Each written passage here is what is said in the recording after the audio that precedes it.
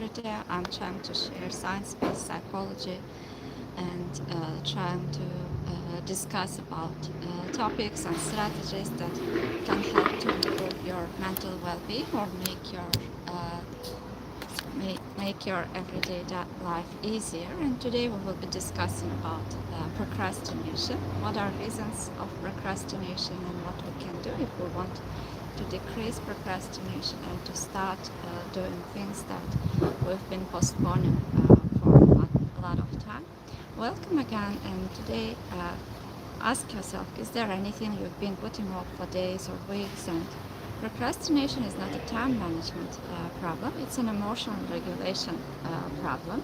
And tonight we will go deep into one of most misunderstood psychological experiences about procrastination, what procrastination really is. The definition of procrastination says that it's a voluntary delay of intended action, despite knowing that this delay will make things worse. And three keywords here are voluntary, intended, and despite knowing. And when we look at neuroscience of procrastination, according to 2018 neuroimaging study, procrastinators have a larger amygdala and a weaker connectivity to the anterior circulatory cortex. This means that they are less able to override emotions with purposeful action, and this actually explains when it's more difficult to manage emotions. We would better try to avoid emotions or try to distract ourselves, and this actually explains why it becomes easier to procrastinate if we are having difficulties with regulating emotions. And if a task triggers discomfort, avoidance feels like relief, and in a short term it makes us feel relieved, makes us feel relaxed, and the brain learns that avoidance works, that it's safe, and therefore this habit continues, and it gets more challenging to decrease procrastination. However, if your brain have learned these habits, it means that it can learn again, and there are a lot of strategies and questions we can use during the therapy, or you can use on your own if you want to understand yourself better and to be able to procrastinate less and to do things that are important for you. So the problem, you are not broken, and solution is always already partially happening, because the problem doesn't exist all the time. There are situations when it decreases and it happens less, and paying attention to those moments, when to moments of exception, when procrastination decreases, or you are able to do what you need to do despite discomfort, can help us to give insights about how you can help yourself and what you can do in order to decrease procrastination. So instead of blaming yourself and asking why are you like this, and that you need to be harder on yourself, you can start questioning when does the problem happens less, and what already works even a little to decrease procrastination, and what kind of life are you trying to move forward, which version of you want to see more often, and what kind of change you would like to see. For instance, when you think about certain tasks or things that you were procrastinating, what you would like to experience instead. If you were not procrastinating, if you were not constantly avoiding, what you would like to do instead, and which version of you would like to see, and what generally helps for that version to come to come up, to show up more often, and what helps you to procrastinate less. So when we are noticing these moments when the problem occurs less, we are able to find out solutions for ourselves. And suppose if tomorrow this version of you has already started to show up more often.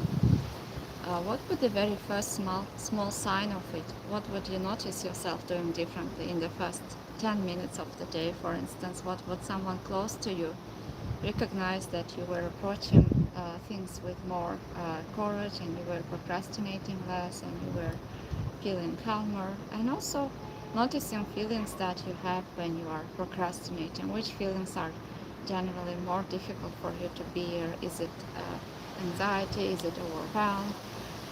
Is it something else? And if you were not experiencing these feelings, what you would like to experience instead? Maybe it's a calm version of you, maybe it's more courageous version of you, or someone who is able to take action even in the face of discomfort. So when exactly this version of you showed up more often in the past? And tell me, for instance, about a time when you started something, even through the fear, through anxiety, and you were able to stay present with discomfort. What helped you to move then? What was different about that situation? And what does that say about your ability to handle discomfort? So there can be several emotions that are contributing for procrastination or leading towards procrastination. First of them is fear of failure.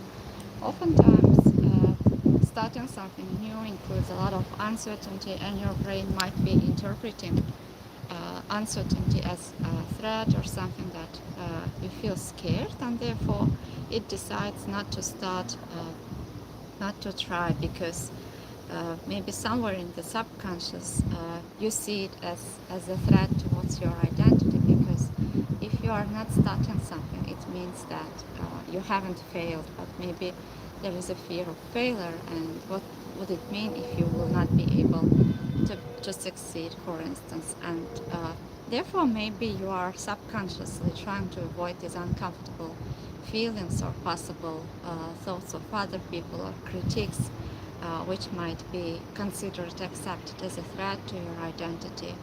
And task aversiveness, according to PTL's research, the more boring, frustrating, or confusing the task feels, the more it's procrastinated.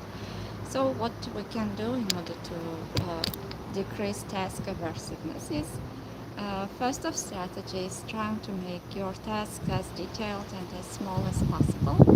And the second one is, if it's boring, combining it with activities that you enjoy, that bring you joy, that make you feel excited. And if if it feels confusing, again, making more detailed plans, and being more specific when exactly are you going to do it. And if you are feeling pressured, if the task is too demanding, and if you are feeling as if someone is trying to control you, maybe this is the reason why you are keeping procrastinating. And in this case, reminding yourself why this task is important for you, what's the meaning behind it, and even if it feels like that, finding reasons that make you motivate you to continue for this task can be a reason, can become a reason to increase your motivation and willingness uh, for for starting and doing this task. And if you feel overwhelmed, if the task is too large or undefined, your brain might freeze and accept it as a threat response, and it can be difficult to find a starting point. So again, reminding yourself that you are choosing to do this task, and you are the one who is deciding and thinking about other meaning and reasons why you want to do, and making physical movement, for instance, moving your body, drinking water, putting something cold on your face also can help to decrease anxiety. And starting things very small can be another strategy to help you to calm down and to focus on what you are doing. And another reason is self-doubt. If, for instance, the task seems too vague, or it's difficult to understand the details, and this also might cause procrastination. And if you are doubting in yourself that I don't know if I can do this or not, this also can cause uncomfortable feelings and cause you to procrastination. So searching for reasons that searching for meaning and reasons that would make you motivate and do whatever you are trying to do, even if you are not sure, and to be willing to embrace this discomfort can help you to become more open towards the discomfort that you are trying to face, and to continue with the task. So maybe you think that the problem is procrastination, or you think that you are lazy, you are not disciplined, but oftentimes the issue is in management of your feelings. If there are certain feelings that feel uncomfortable, maybe subconsciously you are distracting yourself or avoiding procrastinating in order to avoid these feelings. And once you become aware of these feelings, and once you notice what are you trying to escape, what are you trying to avoid, then it becomes easier for you to understand yourself. And once you are able to name those feelings, according to research, oftentimes the willingness, the urge to procrastinate decreases, and you can more easily to focus on your task. And if you convince yourself that you are going to do it for just 2 minutes and breaking your tasks as small as possible, making plans more detailed, these are some factors that can contribute for you to start and to learn, and to be willing to experience discomfort. So the real issue is that your mind learned to protect you from possible discomfort, and maybe in the ancient times this protective strategy of mind was helping us to stay safe, to stay alive. But today, unconsciously, oftentimes our minds are interpreting uncertainty or uncomfortable feelings also, or something unfamiliar when we are trying to learn something new, as a threat. And even thoughts can be accepted as a threat or feelings. For instance, if you had experienced something that made you feel scared or made you feel uncomfortable in the past, maybe similar feelings or similar thoughts can be interpreted by your brain as something to feel scared. Maybe you subconsciously think that you might experience the same things over and over again, and this again might lead to a procrastination. So becoming aware of your thoughts, of your feelings, and naming them, understanding yourself, and also thinking about what you want to feel, experience instead, which version you want to see, and what are some things that are important for you that you want to use. Is it caring, kindness, courageous version of you? And when you come to that choice point where you are willing to procrastinate, to distract yourself, or to move on, using those values or meaning and taking small steps, the smallest steps as possible, generally are strategies that you can use if you want to decrease procrastination, and if you want to focus on things that matter for you despite this discomfort and challenges. So protection becomes prison in when it starts deciding your life for you. So try to notice, for instance, what are some times when you are avoiding, when you are procrastinating, who is deciding for you. Is it anxiety? Is it your fears? Or is it something else? And who do you want it to be instead? And while you are trying to avoid, to procrastinate, oftentimes you find yourself in a prison. You are actually, your thoughts, your feelings, and your fears are starting to limit you, your potential, your productivity, and maybe you stop taking risks or trying something new. Why? Because your brain interprets it as a threat, and you start to listen to anxiety, and your life becomes smaller more and more. And every unfinished dream, avoided conversation, delayed project, hidden talent, underneath it's usually not laziness, it's more related with fear, anxiety, confusion, pain, self-protection, or a history of previous pain. So when we are able to meet these processes with openness instead of judgment, and noticing moments when things went well, this can help us to find new solutions and new strategies, new insights on what might work for us. For instance, when you've gotten unstuck before, when you were able to take action, to move, even when you felt scared, what helped you to organize your thinking? What did you notice about yourself? Were there some certain thoughts, feelings that helped you? Did you use your values? Was it intentions? Were there certain strategies or people who helped you? Maybe it was environments, or maybe it was paying attention to certain things and choosing where you want to place your attention. Is it on the fear, or on the love, on kindness, on willingness to contribute? What exactly helped you? And if you go back and track the time and notice those moments, you will find a lot of clues that you can use again. What might help you to motivate? What might help you to keep going? And who are you when you are functioning at your best in complex situations, when you are able to take action even in the times of stress, discomfort? Who are you becoming? Is it a courageous version of you? Is it productive, successful version? Is it a kind version? Is it someone who is willing to experience pain for their values, for their meaning?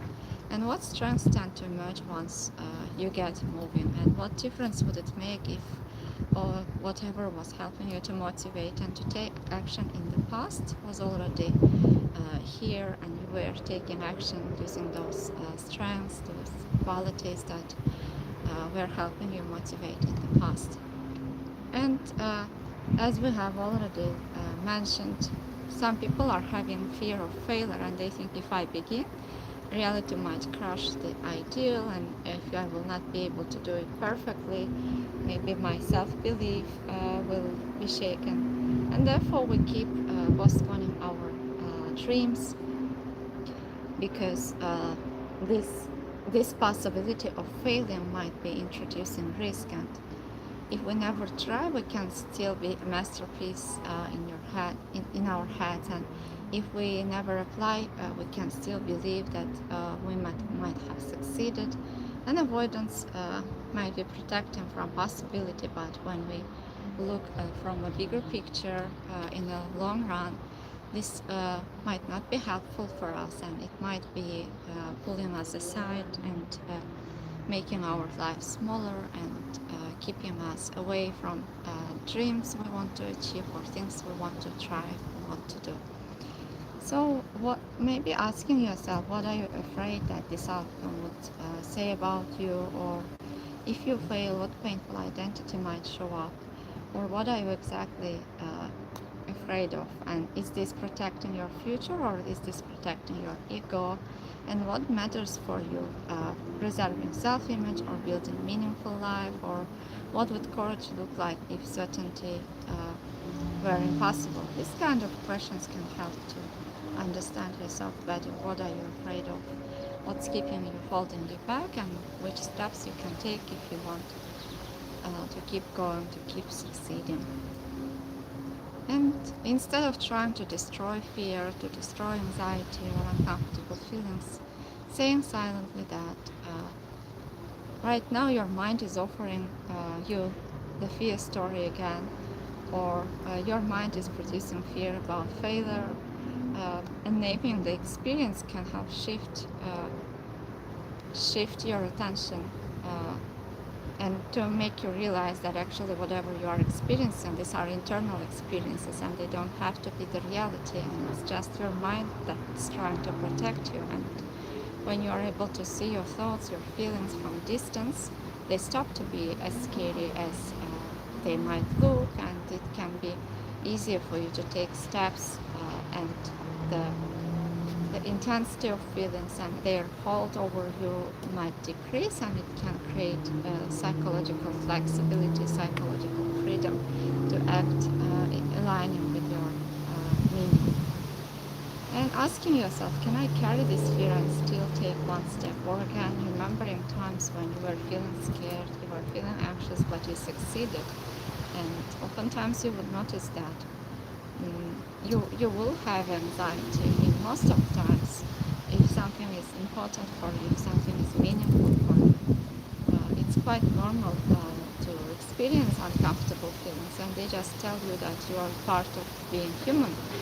and that these tasks, your job, whatever you are doing at that moment matters for you. And when we are able to change relationship with the feelings, thoughts, and internal experiences we are having at that moment, that creates a choice point, a point of freedom where you can act freely in aligning with your meaning.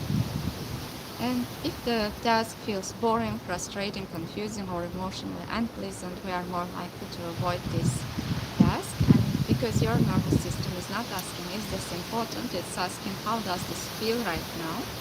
And when we are focusing our attention more on the feelings or on the thoughts, we forget to think about a bigger picture and asking yourself how I would like to respond to these feelings if I could consider myself from 5 years, 10 years from now, and would these feelings be as strong, these fears, this anxiety, as strong if I could look at from the past, for instance, change in perspective, or what would you like to tell to your best friend if they were experiencing similar challenges, if they are feeling scared starting tasks, can help you also give more insights about how you can support yourself during those moments. And if the task feels emotionally toxic, your brain searches for relief. It can be in the form of scrolling, snacking, cleaning, anything that changes emotional state.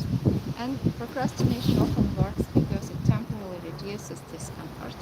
So noticing these moments and deciding how you would like to respond instead. For instance, if you were not feeling scared, what are some things you would like to try, you would like to research and try to accomplish, and how you might respond whenever these feelings would show up, and how can you change your identity at that time, and what can help you to show up more often, or this version of the calm version of you to show up more often.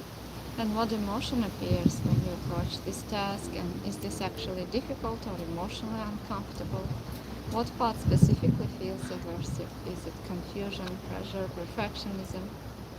And also noticing that there are times when we are waiting to feel motivated, but the fact, according to research, is that we feel more motivated when we start doing things, when we are already taking steps, and reminding yourself about this if lack of motivation is the point that holds you back and makes you feel bored or confused. And do not demand intensity or being perfect from yourself. And noticing also your self-talk. How are you speaking to yourself when you are trying to complete certain thing, to start certain thing? If your self-talk is too harsh, too critical, this may be another reason why this task feels challenging, overwhelming, because if we are speaking harshly to ourselves, this might be interpreted unconsciously as if it's demanding or you are losing your control, and this might be leading to procrastination. So noticing those moments and reminding yourself that you are the one who is choosing to do this task, and reminding yourself why this task is important, and speaking to yourself more compassionately can help to decrease the stress that you might be having, and to make you more willing to approach the task, to try the things you are trying to do. So if we are being harsh, if we are being self-critical with ourselves, it doesn't work. It doesn't make us more productive, more disciplined. And also telling just do it also ignores the emotional mechanism entirely, and also make you feel unheard, ununderstood. And also just using time management strategies without ignoring emotions might not work. So this can be some reasons why it's difficult for you to decrease procrastination, or to start doing things that matter for you, even if you know that these are important. And what does work instead? Self-forgiveness, self-compassion, self-love, self-kindness, reminding yourself that you matter, reminding yourself that You are being kind, forgiving yourself for procrastination reduces future procrastination, and according to research, students who were able to forgive themselves were able to do better in their future tests, in their future exams, whereas the students who were too harsh, too self-critical, uh, had less success. And emotional identification, naming specific emotions, helps to reduce intensity of them, as we have already mentioned. And if the task is too big, your brain might experience it as if something challenging, and it might freeze. Also, if there is uncertainty, there is your brain tends to interpret it as a threat. Therefore, making your task as small as possible, planning your day, making your plans detailed, and combining them with joy or meaning, or involving social factor or other environmental factors that help you to stay disciplined, are some ways you can help yourself to decrease procrastination and to start doing things that matter for you. Therefore, when the path is unclear, uncertain, cognition stale, and you don't procrastinate because you are incapable, because you procrastinate because your nervous system loses orientation and feels stressed. So some questions you can ask yourself might include, uh, what exactly is the first visible step that you need to take to decrease procrastination? Or what are you trying to solve that the whole thing at once? Maybe you are setting too big goals, vague goals, and again your brain sees it as a threat or something unrealistic, and it tends to avoid discomfort. And what would make this 10% clearer, what you can do if you want to make more detailed plan? What would be the first step? What would be the first sign that you are being more productive, more calm, more creative in that situation? And setting small first actions, not the whole task, but what's the tiniest step I can take, and increasing the intensity or plan every day is another strategy. And implementing intentions when you are starting to do certain task, what exactly your intentions are, why this task is important for you, what's the meaning behind that. Setting intentions and thinking about also possible obstacles, and if you are noticing some habits or some patterns of avoidance, in order to break the avoidance, setting again intentions. For instance, if X occurs, I will do Y, and pre-making decisions can considerably decrease procrastination according to research.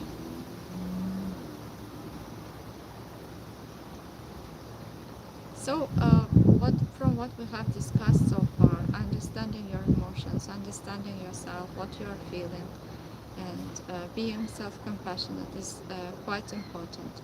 And before any productivity technique you are going to use, it can be useful to name a specific emotion during avoidance. If that's fear, breaking it into non-threatening pieces. If it's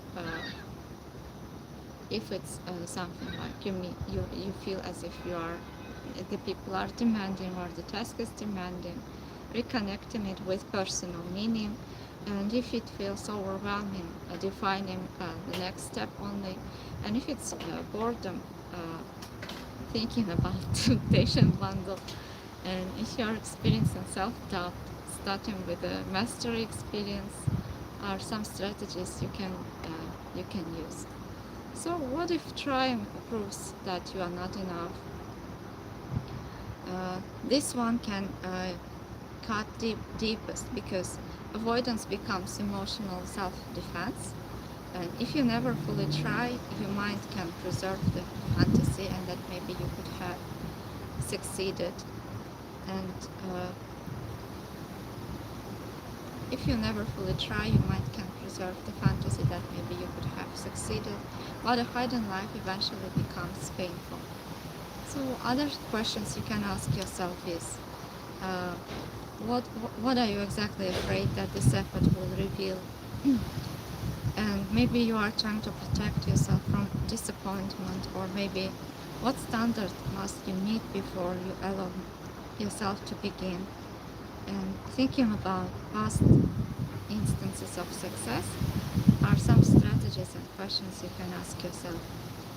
And practicing that you are bigger than your emotions, you are not your emotions, you are not your thoughts, and that you are larger than evaluation, and that your thoughts are not your essence, and that your performance is not your humanity, and people might fail, people might make mistakes, but it doesn't give a general picture about them, and that there is always chance to change, to create, and to do better. And instead of seeing, for instance, evaluation as a personality trait, seeing it just as a result can also be another strategy that might happen.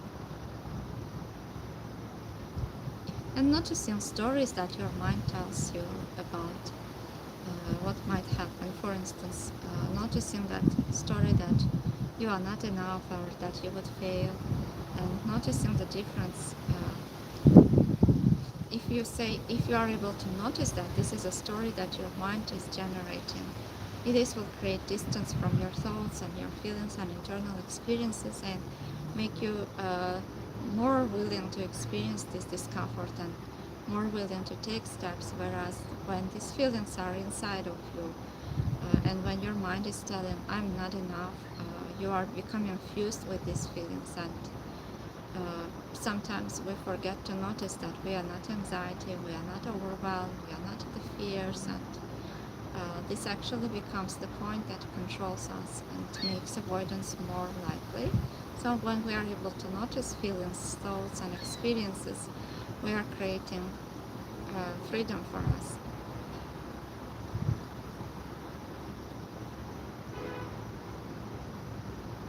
And many people believe that healing means that no fear should be there, there should be no doubt, no resistance. But psychological flexibility means I can feel different things and still move forward toward what matters, and this is called freedom. It's not emotional control, it's not perfection, it's not endless motivation, but openness, awareness, and values-based action. So our life is not waiting for the day to fear, to disappear. Fear, anxiety, and other challenging feelings will not disappear. These are factors that make us human, and our life begins the moment when we stop negotiating with avoidance, and when we start taking action even in the presence of uncomfortable feelings. And we don't need certainty to begin, we don't need confidence to begin, we don't need to feel motivated to take action, and we can still take action using the meaning that is still alive within us. And oftentimes it's more about taking one small step and willingness, even in the presence of discomfort. And what's the smallest step you could take today, and what's the something that you've been procrastinating for a while, and what difference would it make for you if you are able to complete whatever you were trying to accomplish? And what's the smallest step that can help you to approach towards that task, or towards the person whom you would become if you will be able to do it consistently? And committing to it just for 2 minutes, and 2 minutes of the task. According to Zeigang effect, if you are able to focus on the task or to do the task just for 2 minutes, the willingness to the urge to procrastinate decreases, and generally you are able to continue with it. And fear narrows attention towards danger, and the brain starts exaggerating consequences. Maybe you think, what if I mess this up? Maybe what if people judge me? And what if this proves I'm not capable? However, these are just stories that your mind is generating, telling you, and deciding on how you want to act in the presence of these feelings and thoughts and taking small steps can help to create change and willingness in your life. Hope this session was helpful for you. If you have any questions and if you have any proposals on which topics we should discuss here, you are welcome to leave your comments and your questions. I'm answering to your questions every day at the end of the sessions. And there were some questions that you asked for today. The first of them is that I always work better under pressure. Is this procrastination?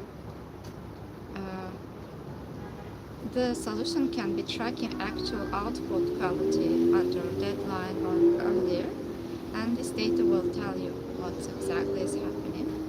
And another question was, how do I stop procrastinating on things I actually want to do?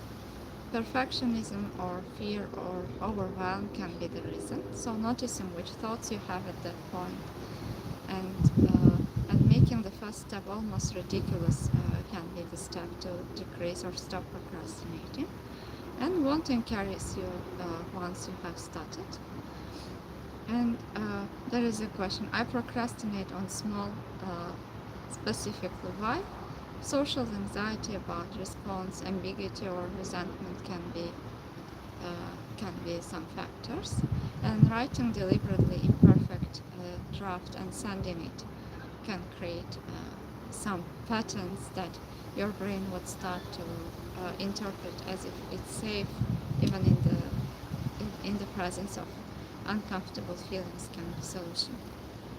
So you don't have to do everything at once. you don't have to change or to stop procrastinating at once, but noticing some patterns when you are procrastinating, when you are avoiding, and taking small steps to decrease procrastination can be the first step, and deciding who you want to be, who you want to become, and using any of the strategies that we have discussed might work. See you in the next videos. Take good care of yourself, and thank you for your time and attention.